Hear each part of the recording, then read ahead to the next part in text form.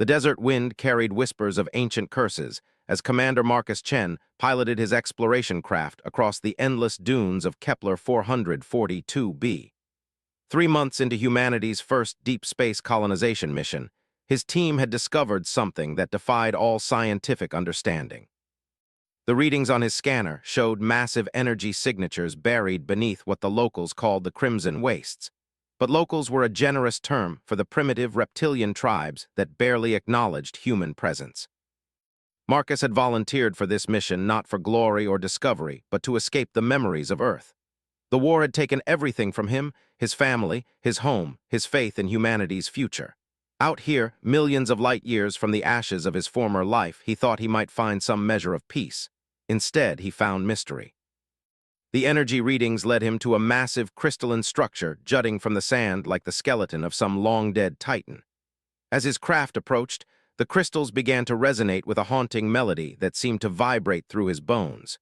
His instruments went wild, detecting power levels that should have been impossible for any natural formation.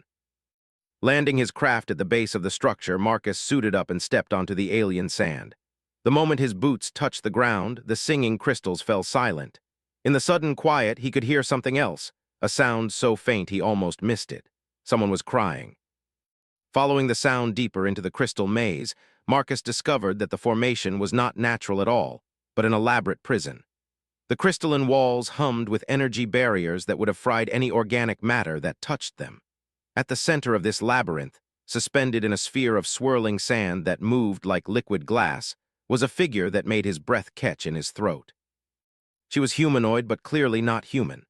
Her skin had a golden shimmer that reflected the crystal light, and what he had initially mistaken for hair was actually a cascade of metallic scales that shifted color from deep emerald to brilliant copper.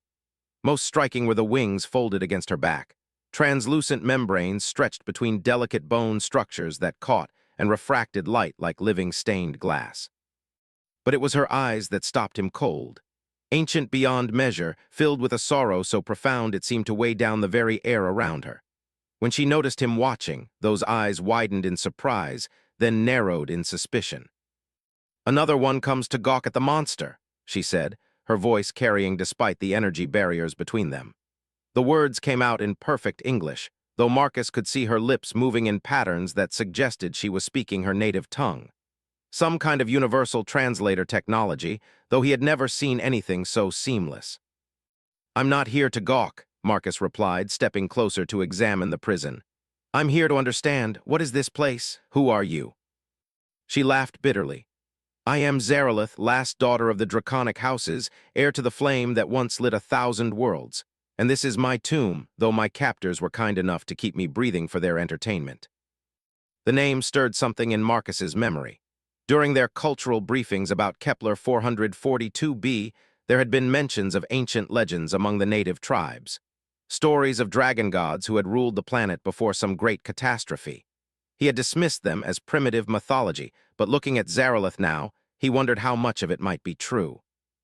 "How long have you been here?" he asked. "Time moves strangely in the sand," she replied.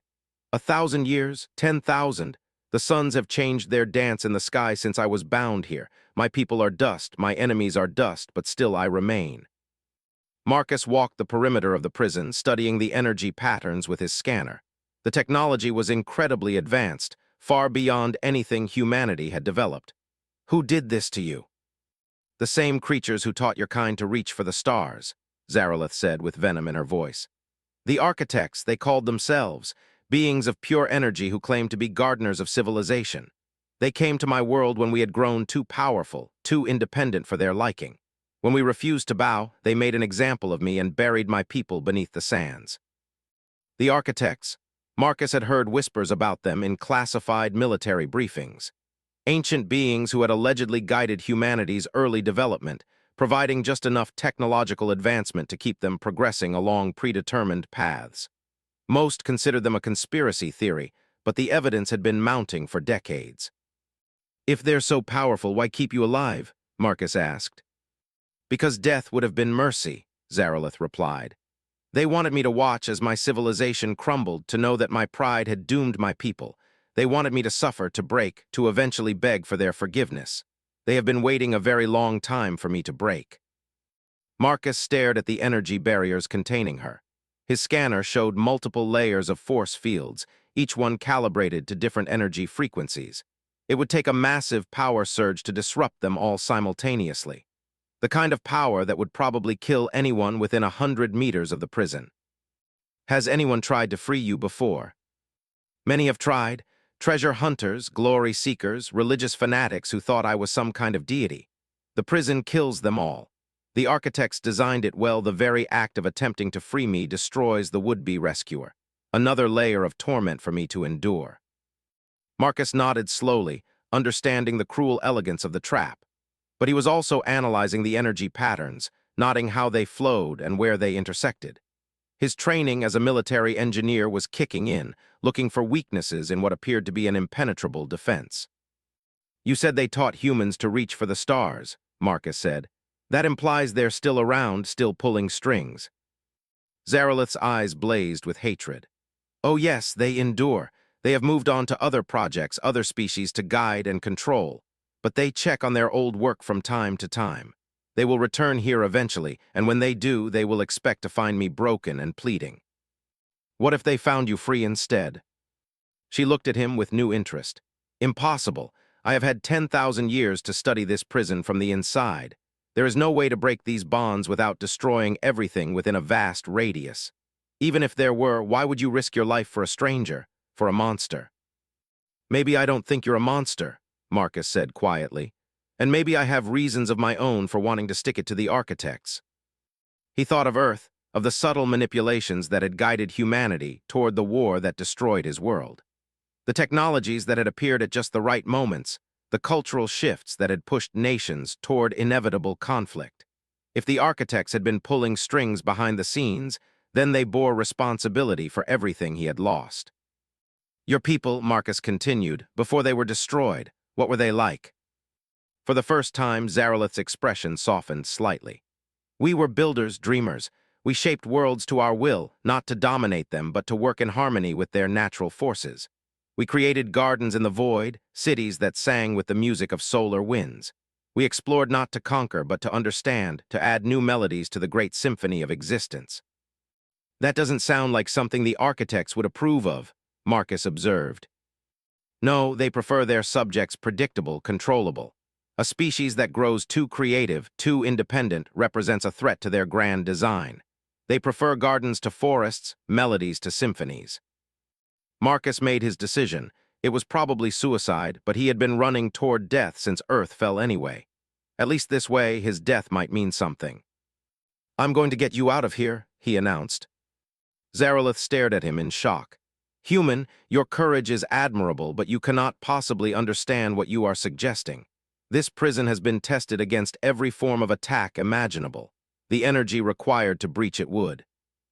Would kill me, yes, I got that part, Marcus interrupted. But you're thinking like someone trying to break the prison from the outside. What if we approached it differently? He pulled out his scanner and began taking detailed readings of the energy matrix. Every prison has to have a power source, some way to maintain the containment fields. The architects might be advanced, but they still have to follow the basic laws of physics. Energy can't be created or destroyed, only transferred. Zarelith watched him work with growing amazement. You think you can redirect the prison's power, channel it back into itself? Something like that. If I can create a feedback loop in the energy matrix, it might cause the whole system to collapse without the massive explosion that would normally result. Marcus paused in his scanning to look at her. But I'll need your help. You know this prison better than anyone. You've had 10,000 years to study it from the inside. Even if such a plan could work, Zarelith said slowly, the feedback would travel through the control systems. Anyone connected to the matrix during the collapse would be changed. The energies involved are not meant for biological systems to channel. What kind of change? I do not know. The architect's technology operates on principles that my people never fully understood. It could kill you slowly, alter your mind, transform your body. There is no way to predict the outcome. Marcus considered this. Death had held no fear for him since Earth burned.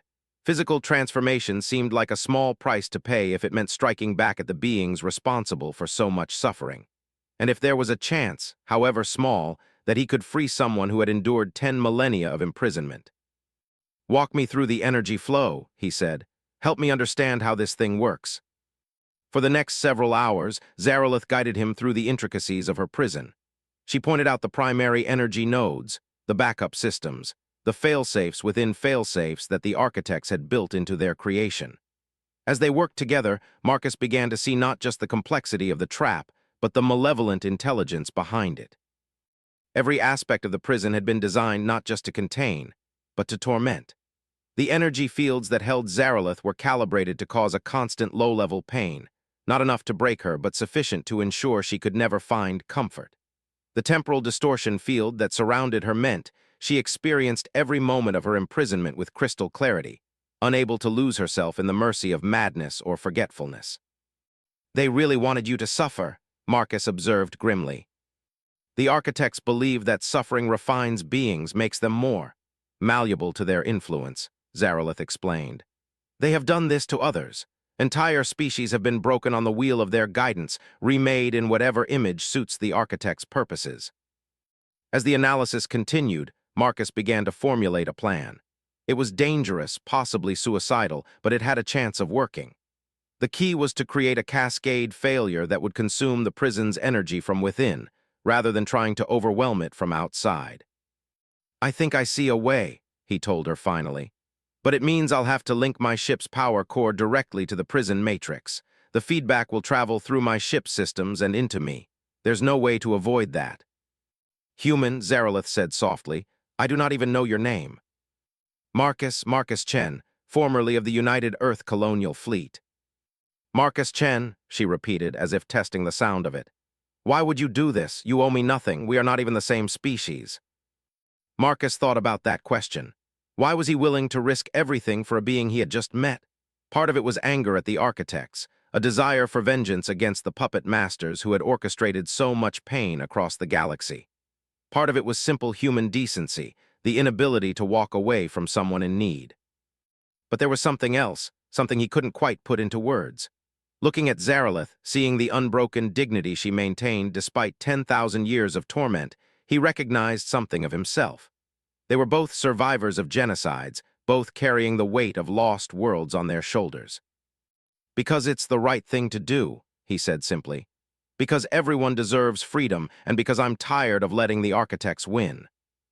Zarelith looked at him for a long moment, her ancient eyes searching his face. "Very well, Marcus Chen of Earth. If you are truly willing to attempt this madness, then I will help you. But know this, if you succeed, if you free me from these chains, I will be in your debt. And dragons pay their debts." Marcus smiled grimly as he began configuring his ship's power core for the feedback loop. "Just promise me something. If this works, if you get free, don't waste it on revenge. Use your freedom to build something better." "I cannot promise that," Zarelith replied honestly. "The architects have much to answer for, but I can promise this, whatever I do with my freedom, I will not forget the human who gave it to me." As Marcus worked to set up the energy transfer, he felt a strange sense of peace settling over him. For the first time since Earth had fallen, he was doing something that mattered. Win or lose, live or die, he was striking a blow for freedom against beings who had manipulated and destroyed countless civilizations. The power core hummed to life, energy beginning to flow through jury-rigged conduits toward the prison matrix. As the feedback loop engaged, Marcus felt the first tendrils of alien energy coursing through his nervous system. It burned like ice and lightning, rewriting his cellular structure at the quantum level. "It's starting," he gasped, his vision beginning to blur as the transformation took hold. In her crystalline cage, Zarelith watched the human sacrifice himself for her freedom. And for the first time in 10,000 years, she allowed herself to hope that perhaps the universe might not be entirely dark after all. The energy cascade built slowly at first, like a whisper of thunder before the storm. Marcus felt every electron of power as it flowed through his modified neural pathways, his body becoming a living conduit for forces that no human had ever been designed to channel. His bones sang with harmonics that resonated beyond the range of normal hearing, while his blood carried currents of pure energy that lit up his circulatory system like a constellation map.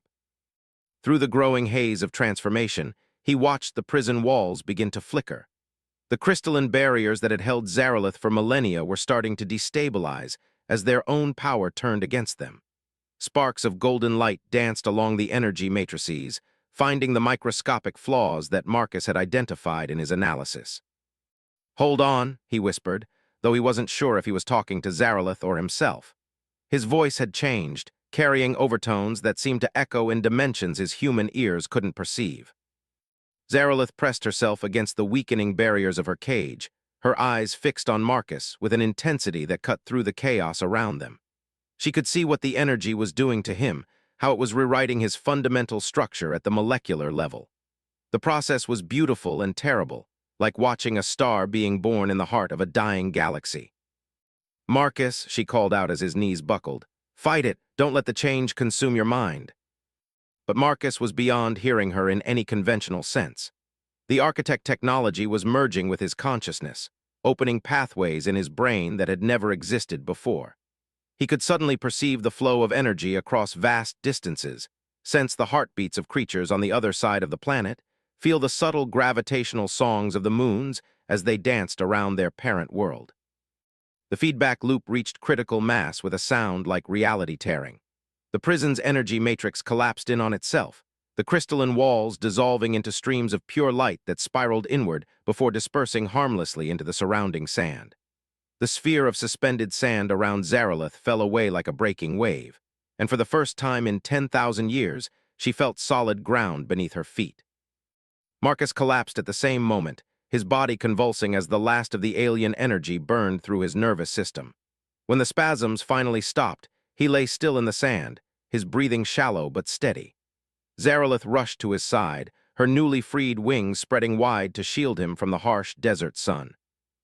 "Marcus," she whispered, afraid to touch him. The energy readings her enhanced senses were picking up from his body were unlike anything she had ever encountered. He was still human in appearance, but underneath that familiar surface, something fundamental had changed. His eyes opened, and Zaralith gasped. Where once there had been brown human eyes, now there were orbs of shifting silver that seemed to hold depths beyond measure. When he looked at her, she had the unsettling feeling that he was seeing more than just her physical form, that he was perceiving layers of reality that had been invisible to him before.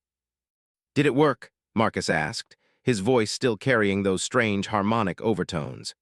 As he spoke, small flowers began to bloom in the sand around where his breath touched the ground. "You freed me," Zaralith confirmed, helping him sit up slowly. "But Marcus, what did they do to you? What have you become?" Marcus looked at his hands, watching as patterns of light flickered beneath his skin like neural pathways made visible. "I'm not sure. I can feel everything. The planet's magnetic field, the solar radiation from both suns, the quantum fluctuations in the vacuum between atoms. It's like someone gave me new senses I didn't know could exist." As he spoke, he absently reached out to touch a withered crystal formation nearby. Where his fingers made contact, the dead crystal began to glow with renewed life, its internal structure reorganizing itself into more perfect geometric patterns. Neither of them noticed the change, both too focused on understanding what had happened to Marcus. "The architect technology," Zaralith said thoughtfully. "It doesn't just manipulate energy, it manipulates the fundamental forces that bind matter together. When you used your body as a conduit for that much power, it must have upgraded your cellular structure to handle the load." "Upgraded?" Marcus stood slowly, testing his balance. Everything felt different, lighter somehow, as if gravity had less hold on him. When he looked at the desert around them, he could see energy patterns flowing through the sand like underground rivers of light. "You've been changed at the quantum level," Zaralith explained. "The same forces that the architects used to reshape matter have been integrated into your biological systems. In essence, you've become something entirely new, not human, not architect, but a hybrid of both." Marcus absorbed this information with surprising calm. Perhaps it was the shock, or perhaps the transformation had affected his emotional responses as well. "What does that mean, practically speaking?" Before Zaralith could answer, the desert around them began to tremble. The sand beneath their feet started to shift and flow, forming complex patterns that spiraled outward from where Marcus stood. In the distance, dormant crystal formations began to pulse with renewed energy, their ancient songs returning to fill the air with haunting melodies. "It means you become something the architects never intended," Zaralith said with growing excitement. They created their technology to control and manipulate, but you're using it to heal and restore. Look around you, Marcus. You're bringing this dead desert back to life. Marcus looked down at his hands in wonder. As he concentrated, he could feel the dormant life forces buried in the sand below, seeds that had been waiting thousands of years for the right conditions to sprout, root systems of long-dead forests that still held memories of what they had been. With effort that felt as natural as breathing, he began to awaken them. Green shoots pushed through the sand around his feet, growing rapidly into hardy desert plants that had been extinct since before Zaralith's imprisonment. The air filled with the scent of growing things, of life returning to places where it had been absent for eons. "This is impossible," Marcus breathed, watching a small oasis form around them as underground springs responded to his unconscious call. "Humans don't do this kind of thing. We destroy environments, we don't restore them." "Humans don't," Zaralith agreed. "But you're not entirely human anymore, are you? You're something new, something that combines human compassion with architect power. And that combination—" She trailed off, her eyes wide with an emotion that might have been awe. What is it?" "The architect's greatest fear," Zaralith whispered. "A being who could use their own technology against them, who could turn their tools of control into instruments of liberation. Marcus, I don't think your transformation was an accident. I think it was evolution, the universe creating exactly what it needed to fight back." As if summoned by her words, a new presence made itself known in the desert. The air shimmered with heat distortion that had nothing to do with the twin suns overhead, and reality seemed to bend inward on itself. When the distortion cleared, 3 figures stood at the edge of the oasis Marcus had unconsciously created. They appeared humanoid at first glance, but closer inspection revealed them to be something else entirely. Their bodies were composed of crystallized energy held in roughly human shape, their faces lacking any distinguishing features except for eyes that burned like miniature stars. When they moved, space around them seemed to ripple like disturbed water. "Architects," Zaralith snarled, her wings spreading wide in a threat display that made her appear twice her normal size. "Come to gloat over your prisoner? I have disappointing news for you." The central figure tilted its head in a gesture that somehow conveyed surprise despite its lack of facial features. When it spoke, its voice came from everywhere and nowhere, resonating directly in their minds rather than through sound waves. "The prisoner has been freed," it observed in tones of mild curiosity. This was not foreseen. The probability matrices indicated a success rate of less than 0.0001% for any escape attempt. "Your probability matrices didn't account for human stubbornness," Marcus said, stepping forward to stand beside Zaralith. As he moved, the sand beneath his feet sprouted tiny flowers, and the air around him shimmered with barely contained energy. All 3 architects turned their burning gazes on him, and Marcus felt their attention like a weight pressing down on his consciousness. They were scanning him, he realized, trying to understand what he had become. "Fascinating," the central figure said after a long moment. "The human has integrated our technology at the cellular level, but this should not be possible. Biological systems lack the quantum coherence necessary to channel such energies. Unless the biological system evolves to accommodate them," the second architect added. "But such evolution would require millions of years of gradual adaptation." "Or a single moment of perfect necessity," the third concluded. "This human has accomplished in minutes what should have taken millennia. He has become something unprecedented." Marcus could feel their analysis like cold fingers probing his mind, and instinctively he pushed back. To his surprise, the architects actually retreated slightly, their forms becoming less distinct as his will pressed against theirs. "You're afraid of me?" Marcus realized with growing confidence. "Your whole existence is based on being the most advanced beings in the galaxy, the puppet masters who control everything from behind the scenes. But you've never encountered anything like me before, have you?" "Fear is not accurate," the central architect replied, though its voice carried less certainty than before. "Concern for the stability of cosmic order would be more precise. You represent an unknown variable in calculations that have been running for millions of years." "Good," Zaralith said fiercely. "Your cosmic order has brought nothing but suffering to every species it touches. Maybe it's time for some chaos." "The dragon spawn speaks from ignorance," the second architect said dismissively. Her species was eliminated because it threatened the greater good. Their uncontrolled expansion would have destabilized entire galactic sectors. Our expansion was natural growth, Zarelith shot back. We were exploring, learning, building new homes for our people. You destroyed us because we wouldn't bow to your authority. Because you could not see the larger pattern, the third architect corrected. Every species has its role in the cosmic design. When beings exceed their designated parameters, the entire structure becomes unstable. Marcus listened to this exchange with growing anger. The architects spoke about intelligent species like chess pieces, to be moved around or removed according to their grand strategy. It reminded him uncomfortably of the way Earth's leaders had talked about civilian populations during the war, acceptable losses in pursuit of greater objectives. "What if I reject your cosmic design?" Marcus asked quietly. "What if I decide to use these new abilities to tear down your careful patterns?" The three architects conferred silently, their forms flickering with rapid energy exchanges that hurt to look at directly. When they reached consensus, the central figure stepped forward. "You lack the knowledge to understand the consequences of such actions," it stated. "We offer you education instead. Come with us willingly, and we will teach you to use your new abilities responsibly. You could become a valuable agent of order, helping to guide lesser species along their proper evolutionary paths." "The way you guided humanity," Marcus asked bitterly. "Pushing us toward wars that destroyed half our population, feeding us just enough technology to keep us dependent while making sure we never advanced beyond what you wanted." "Your species required correction," the architect replied without emotion. "Humans were developing too rapidly, too chaotically. The controlled conflict reduced your numbers to sustainable levels while eliminating your most aggressive elements." Marcus felt something snap inside him. The careful control he had been maintaining over his new abilities suddenly wavered, and energy began to flow through him like a river breaking through a dam. Around them, the oasis expanded rapidly, green plants and clear water spreading across the desert in waves. "You murdered billions of people," he said, his voice carrying harmonics that made the crystal formations ring like bells. "You destroyed my world, my family, everything I ever cared about, and you call it correction." The architect stepped back as Marcus's power continued to build.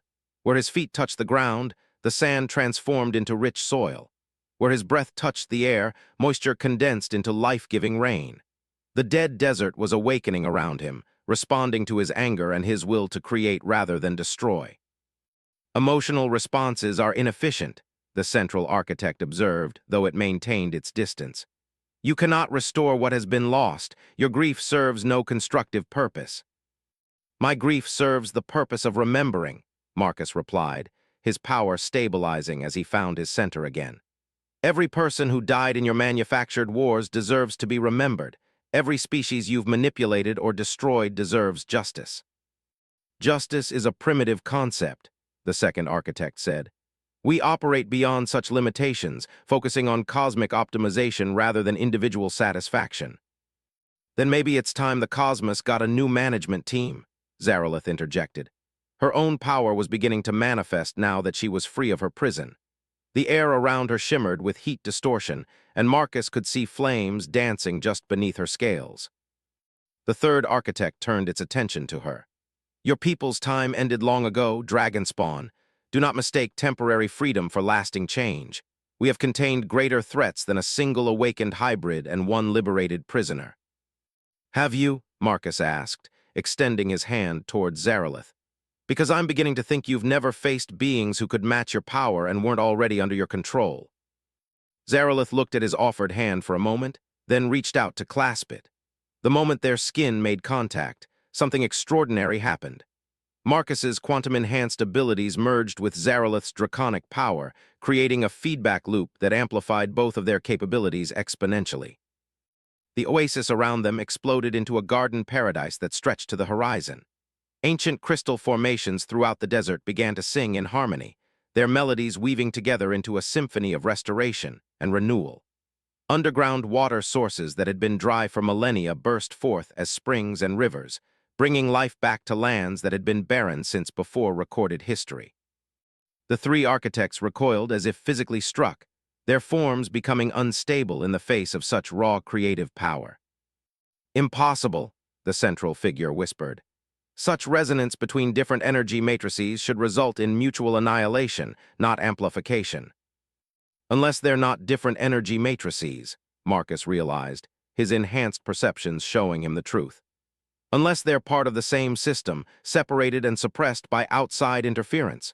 You didn't just imprison Zarelith's body, you severed her connection to the planetary energy grid her people helped create. Zarelith's eyes blazed with understanding. The network is still there, buried but not destroyed, and your transformation gave you the ability to access it directly. Marcus, together we can restore everything they took from this world. The architects were retreating now, their forms becoming more distant and less defined. But before they faded completely, the central figure delivered one final warning. You celebrate prematurely, it said. We are but three of many. This world is a minor concern in the greater pattern. Even if you succeed in your small rebellion, you will have changed nothing significant in the cosmic order.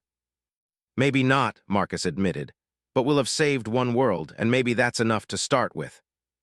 As the architects vanished, leaving only the memory of distorted space behind them, Marcus and Zarelith remained connected, their combined power continuing to flow through the planetary energy network. Around them, a dead world was coming back to life, and for the first time since losing Earth, Marcus felt hope beginning to bloom in his chest like the flowers that now covered the desert sands. 6 months had passed since the day Marcus freed Zarelith from her crystalline prison, and the transformation of Kepler 442b continued to amaze him daily. Where once there had been endless deserts of red sand, now forests of silver-leaf trees stretched toward purple skies. Rivers ran clear and deep through valleys that had been bone dry for millennia, and the air carried the songs of creatures that had awakened from eons-long hibernation. Marcus stood on the balcony of their newly constructed home, a building that seemed to grow from the living rock of the mountain itself. His appearance had stabilized over the months, though he would never again be mistaken for a baseline human. His skin held a subtle luminescence that shifted with his moods, and his silver eyes could perceive spectrums of light that had no names in any human language. When he concentrated, patterns of energy flowed visibly beneath his flesh like neural pathways made of starlight. The refugee ships will arrive tomorrow, Zarelith said, joining him on the balcony. She had undergone her own transformation as their connection deepened and the planetary energy network fully awakened. Her scales now shifted through colors that didn't exist in normal space, and her wings had grown translucent membranes that could bend light itself. Marcus nodded, watching the 3 ships that were visible as bright stars in the twilight sky. Word of their success had spread through underground networks of species that had suffered under architect manipulation. Refugees from a dozen different worlds were coming to see if the stories were true, if there really was a place where beings could live free from the puppet master's control. Are you nervous? Zarelith asked, settling beside him with a rustle of crystalline feathers. Terrified, Marcus admitted honestly. What if we can't help them? What if the architects decide we've become too much of a threat and come back in force? What if everything we've built here falls apart?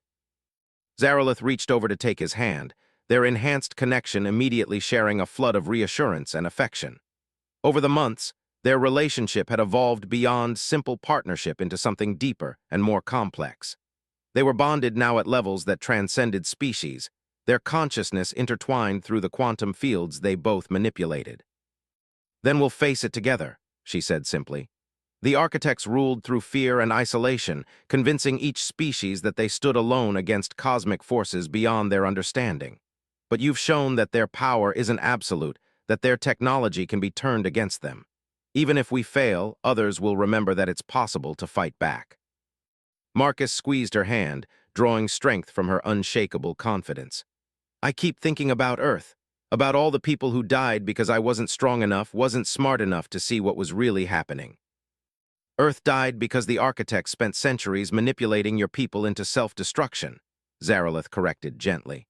You were one soldier in a war you didn't even know was being fought, but now you have the power to prevent other worlds from suffering the same fate.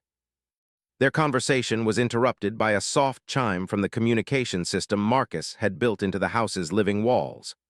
A holographic image flickered to life above the balcony, showing the face of Captain Sarah Mitchell, commander of the lead refugee ship. Marcus Zarelith, Sarah said, her expression mixing hope with exhaustion. We're beginning final approach to the surface.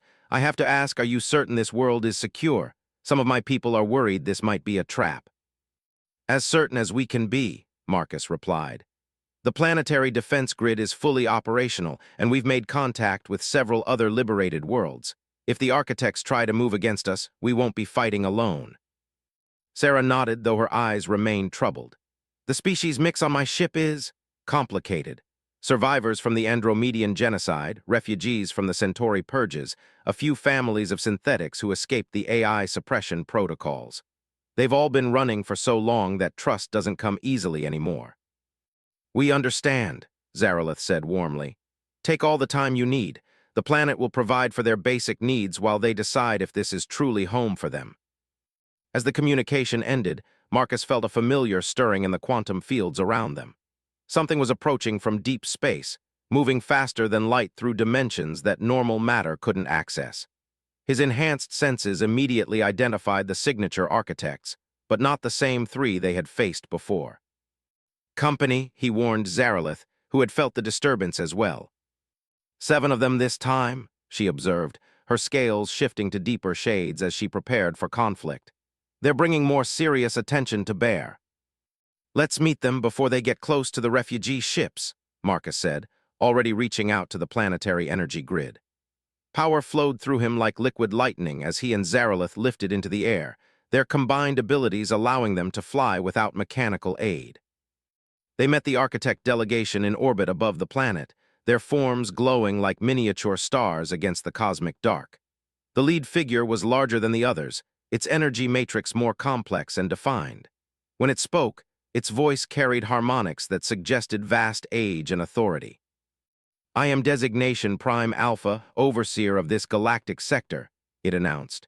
You will explain the disruption of established order in this system. Gladly, Marcus replied, floating in space without life support, his transformed physiology no longer requiring atmosphere to function. We've removed your prison, awakened the planet's natural energy systems, and created a sanctuary for refugees from your genocidal policies. Any other questions? The Overseer's form flickered with what might have been surprise or irritation. You misunderstand the scope of our concern. The quantum resonance patterns emerging from this world are destabilizing probability matrices across 17 adjacent star systems. Your unauthorized manipulations threaten cosmic stability on a scale beyond your comprehension. Unauthorized? Zarelith laughed, a sound like silver bells ringing in vacuum. By whose authority do you claim jurisdiction over natural evolution? Your people didn't create this universe. You just appointed yourselves its managers without asking permission. We prevent chaos, another architect interjected. Without guidance, lesser species inevitably destroy themselves and their environments. The order we maintain preserves life on trillions of worlds. The order you maintain, Marcus said, his voice carrying new harmonics as his connection to the planetary grid deepened, has prevented evolution, suppressed growth, and murdered anyone who showed signs of transcending your control. That's not preservation, that's stagnation. As he spoke, energy began to flow through the quantum foam around them, creating visible distortions in space-time. The refugee ships, still approaching the planet below, suddenly found their engines running more efficiently as Marcus unconsciously optimized their propulsion systems. Plants on the planet's surface grew taller and stronger as Zarelith's influence spread through the biosphere. You demonstrate our point precisely, the Overseer said. Uncontrolled power leads to chaos. You reshape matter without understanding consequences, alter energy patterns without considering systemic effects. Your very presence destabilizes the careful balance we have maintained for eons. Maybe balance wasn't what the universe wanted, Marcus suggested. Maybe it wanted growth, change, the possibility of becoming something greater than what it was. Philosophical speculation is irrelevant, the Overseer replied coldly.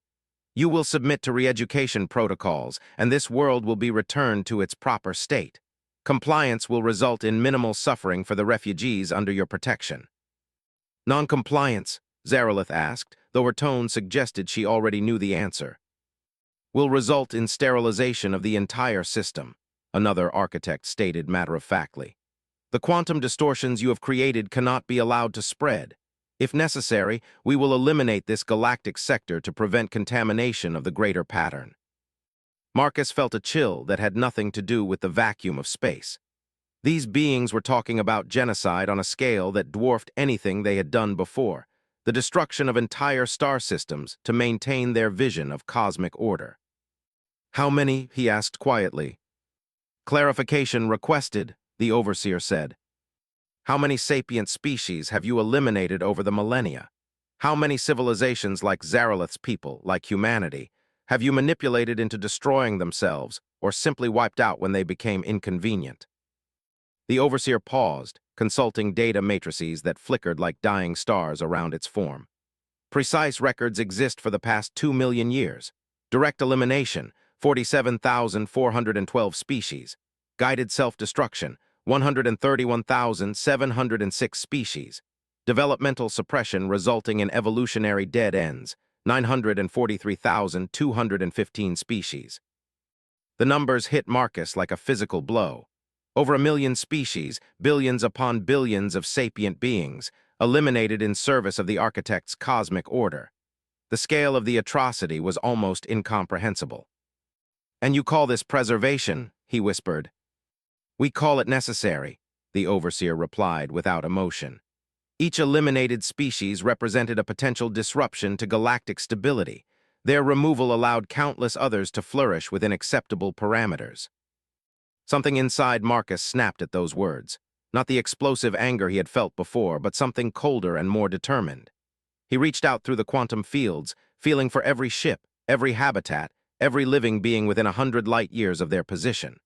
Refugees, explorers, colonists, even the crew aboard the architect vessels. He could sense them all through the enhanced perceptions his transformation had given him. "Zaralith," he said softly, "how many other worlds in this sector have architect prison systems?" She closed her eyes, extending her consciousness through the energy networks that connected all inhabited worlds. 14, plus monitoring stations on 37 others and probability manipulation arrays on. Oh, Marcus. They have systems watching and controlling over 200 worlds just in this local cluster. Marcus nodded grimly. "Can you link them all through the planetary grid?" "The resonance patterns should propagate through quantum foam if we synchronize correctly," Zaralith confirmed. "But Marcus, the energy requirements would be enormous. You'd have to channel power equivalent to a small star." "Then let's light up the darkness," Marcus said, opening himself fully to the planetary energy network below them. What happened next transcended anything the architects had calculated in their probability matrices. Marcus became a conduit for the awakening consciousness of an entire world, while Zaralith provided the harmonic framework to spread that consciousness across interstellar distances. Together, they created a quantum resonance cascade that propagated faster than light through the energy substrata underlying physical reality. On 14 worlds, architect prison systems suddenly lost containment as their power was redirected into healing the very beings they had been designed to suppress. Ancient AIs awakened from forced hibernation, psychic species broke free from neural dampening fields, and reality-shaping entities emerged from dimensional locks that had held them for eons. Monitoring stations on 37 worlds went dark as their quantum surveillance networks overloaded from feedback created by beings who could suddenly perceive and manipulate the very forces the architects used to observe them. Probability manipulation arrays designed to guide species along predetermined evolutionary paths found their calculations overwhelmed by the emergence of chaos variables too numerous to track. The architect delegation recoiled as if they had been struck by lightning, their forms becoming unstable as quantum interference patterns disrupted their energy matrices. "Impossible," the overseer gasped, its voice carrying overtones of genuine fear for the first time. "The resonance cascade should have burned out your biological systems within nanoseconds." "Should have," Marcus agreed, his form now blazing with energies that turned vacuum into a prism of impossible colors. "But evolution has its own plans, doesn't it? And sometimes those plans involve creating exactly what the universe needs to break free from artificial constraints." Around them, space began to warp as newly awakened beings across dozens of star systems added their power to the cascade. Reality itself was becoming more fluid, more responsive to conscious will, as the rigid structures the architects had imposed on the universe began to dissolve. "You have destroyed everything," another architect wailed, its form fragmenting as the quantum fields it relied on became increasingly chaotic. Millions of years of careful cultivation, countless civilizations guided along optimal paths, all lost to your chaotic intervention. "Not lost," Zarelith corrected, her voice harmonizing with the songs of freedom that now echoed across interstellar space. "Liberated, given the chance to become what they were meant to be instead of what you decided they should be." One by one, the architect vessels began to retreat, their crews unable to maintain coherence in an environment where the fundamental forces they manipulated were no longer under their control. But the Overseer remained, its form stabilizing as it drew power from sources beyond the local galactic cluster. "This is not victory," it declared, its voice carrying new resonances that spoke of vast networks activating across the galaxy. "You have revealed yourselves as a threat to cosmic order. We will respond with measures appropriate to that threat level." "Bring your measures," Marcus said calmly, his consciousness now distributed across multiple star systems while still maintaining connection to his human core. "Bring your fleets and your weapons and your probability bombs. Bring everything you have." "Because next time," Zarelith added, her own awareness expanding to encompass the awakening dragons of a dozen different species, "you won't just be fighting us. You'll be fighting everyone you've ever oppressed, everyone you've ever manipulated, everyone who ever dreamed of freedom from your cosmic tyranny." The Overseer's form flickered one final time before vanishing into dimensions beyond normal space-time. But its last words echoed through the quantum foam with the weight of absolute certainty. "The great convergence has begun. All will be made orderly once more." As the architect presence faded, Marcus and Zarelith found themselves surrounded by a growing network of consciousness that spanned multiple star systems. Ships were arriving from across the galaxy, refugees who had felt the resonance cascade and recognized it as a call to freedom, awakened beings who had broken free from architect control, entire species that had remembered what they had been before the puppet masters arrived. "What happens now?"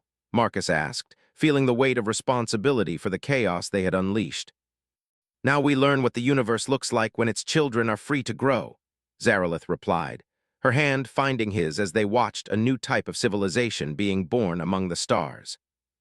Below them, the refugee ships landed on a world that sang with possibility, carrying beings who would help shape whatever came next. And in the quantum fields that connected all things, the echo of broken chains rang like a bell announcing the dawn of an age where evolution, not order, would determine the fate of all sapient life. The architects had ruled for millions of years through fear and control, but they had made one crucial error in their calculations.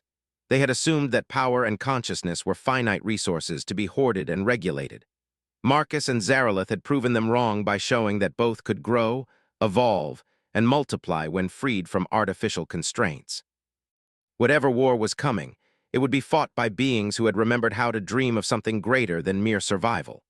And that, Marcus reflected as he felt his love for Zarelith flowing through quantum fields that connected them to thousands of other awakening minds, might be the most human thing of all, the refusal to accept limitations imposed by others, the determination to reach for possibilities beyond the horizon of current understanding. The universe was vast and full of wonders waiting to be discovered. For the first time in eons, those wonders would be explored by beings free to choose their own destiny among the stars.